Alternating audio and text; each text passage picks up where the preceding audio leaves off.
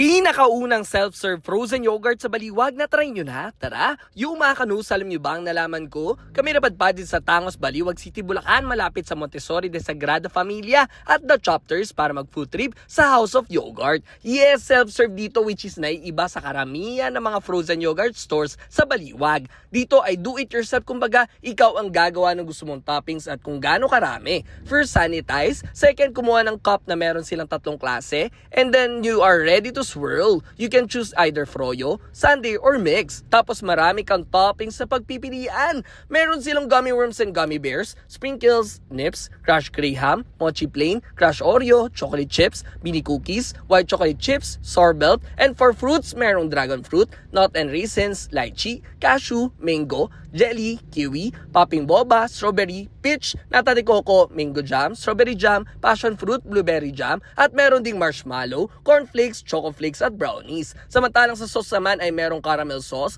chocolate, strawberry, biscoff, matcha sauce, chocolate sauce, at ang pinakabago na pistachio na sikat ngayon. After that, pwede ka na magpa-weighing scale para malaman mo kung magkano yung ginawa mo. Tada! You can now enjoy your frozen yogurt na ikaw mismo ang may gawa.